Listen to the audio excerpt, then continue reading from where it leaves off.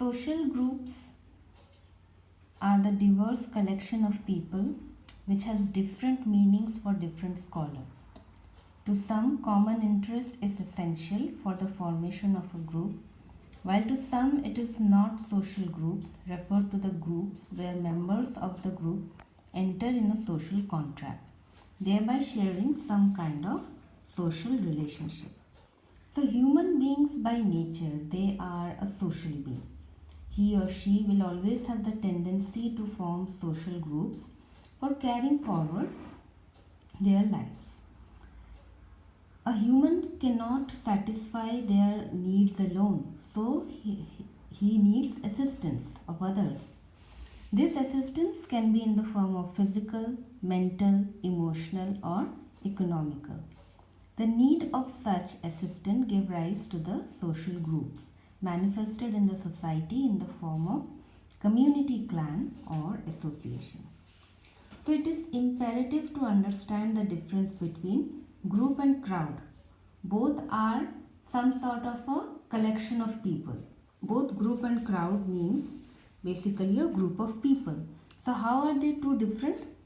Well, crowd is a more assemblance of people with no shared bonds or affinity. A crowd will have actually no common interest, you will find. It's just mere collection of people who are gathering together.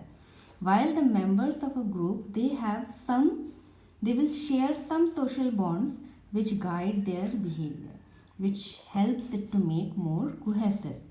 Group is characterized by group behavior, which is an outcome of the binding group norms among the members.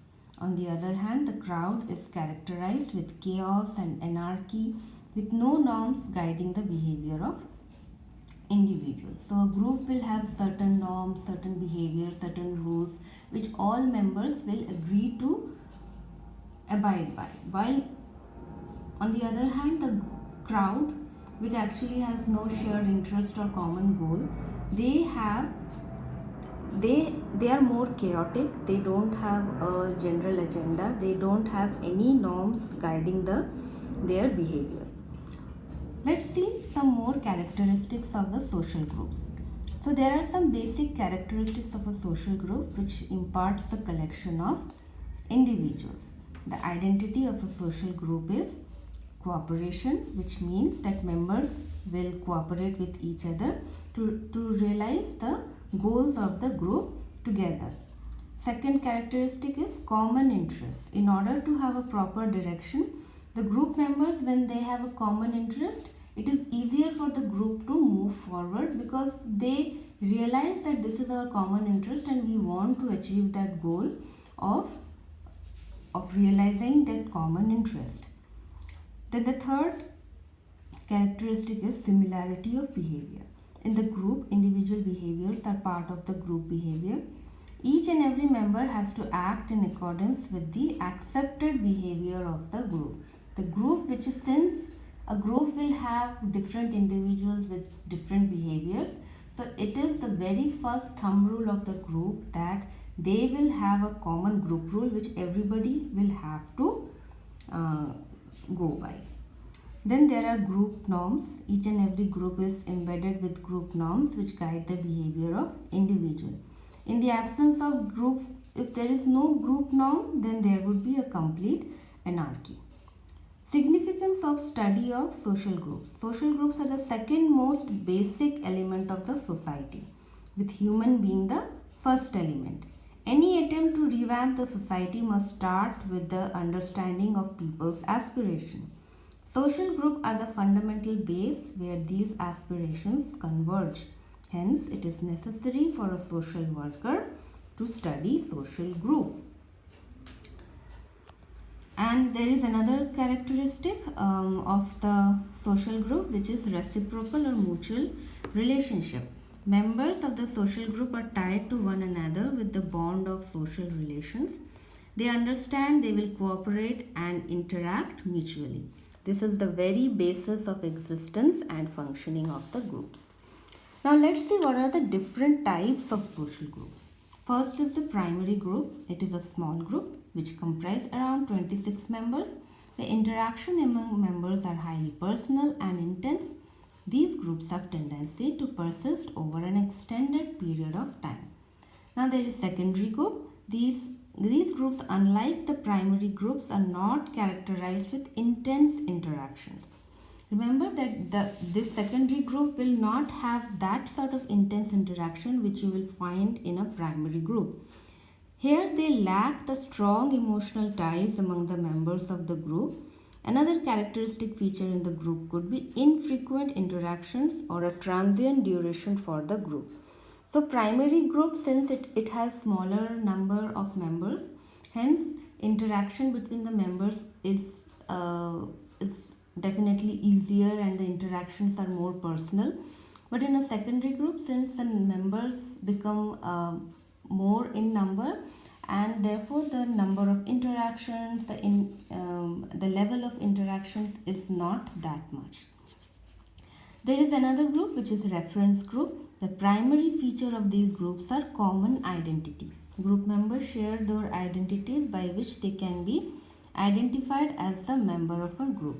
An example of reference group can be racial group. Next is peer group. These groups generally comprise of individuals of equal status in the areas of age or say social status. The group members interact frequently. Such type of group are more common among teenagers. Peer means that somebody who is, you can relate to more easily because of the same age or gender or social status.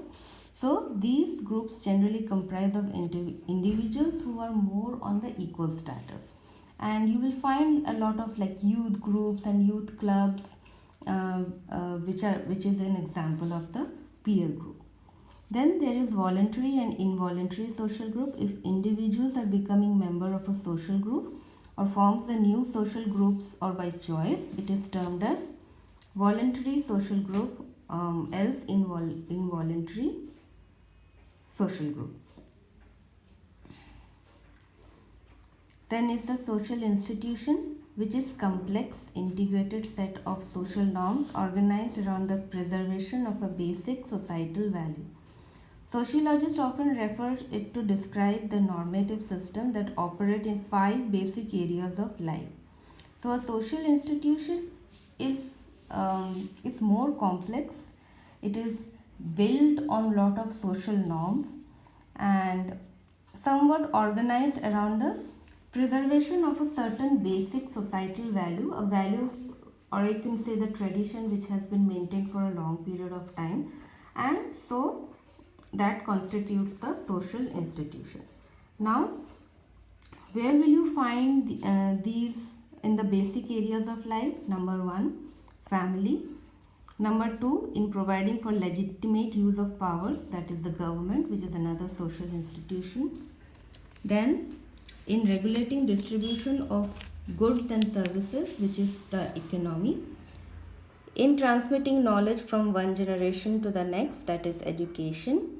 And 5, in regulating our relation to supernatural, that is religion. So social institutions are the essential parts of every society. They are deep-rooted in human civilization and are necessary for the development and maintenance of social order. Apparently, there are certain minimum tasks which are needed to be performed in every social groups. Unless these tasks are performed, the group will cease to exist. Social institutions facilitate the adequate performance of these tasks.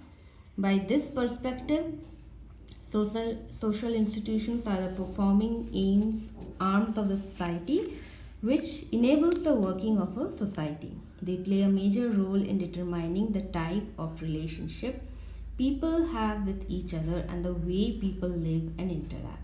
So in simple words, we can say that social institution decides the social environment of the individual manning the society. Basically, a social institution is some sort of a guard in maintaining the order of the society, the community, the different groups for it to function in a proper way.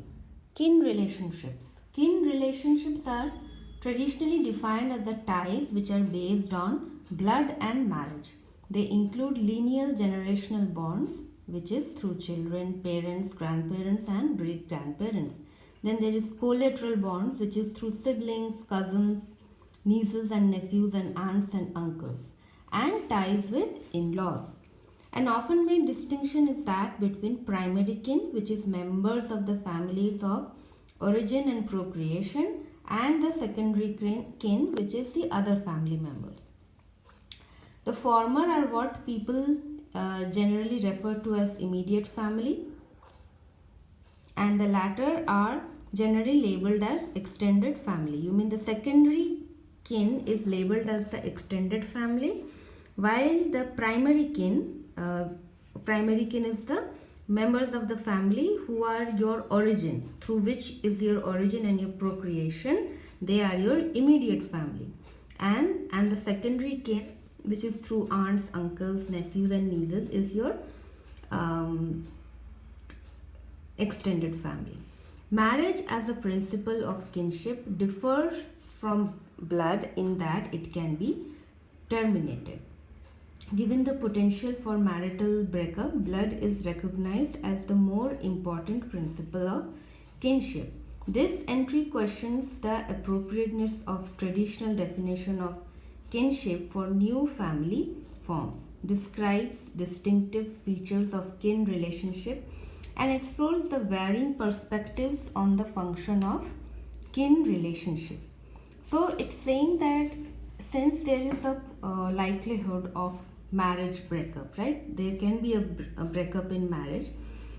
Then blood is recognized is a more important principle of kinship. Means that those who are your actual origin, they are more important principle of kinship. So the entry questions so these questions actually arise because then how appropriate are the traditional definitions of kinship for the new family forms, which is describing the very unique features, very particular features of the kin relationship, and explores the varying perspectives on the function of kin relationship. So let's describe the major social institutions a little more deeply. So the first one is family. As we were saying, it is the most basic among all social institutions. It is the basic unit of learning where individuals get acquainted with social norms and social behavior. They in turn pass these values to the next generation under the wide umbrella of family. So the family is the first stage of your upbringing, where the individuals get to learn the social norms and how to behave and the values and the tradition, and they will eventually pass those values to the next generation. The second major social institution is education. After family, it is the most important agent of socialization. It helps in the mental development of members of the society, by which they percept and comprehend the applicability of various social norms. In simple words, it enables the individuals to think that which behavior is suitable for which situation. Moreover, it sharpens the values inculcated by the value. So through education, when we go to schools and colleges, we extend our knowledge, we get a more elaborate background of what we learn in our family in a more extensive manner, and that helps to strengthen our knowledge and the traditions which we, or maybe question also of what we learn at our family, and the values we learn more with a logical reasoning. And the third major social institution is government. Society is diverse in nature and is a collection of various social groups. Society is definitely diverse, right? We have different religions, we have different customs, and therefore it is diverse, and it's a collection of various social groups.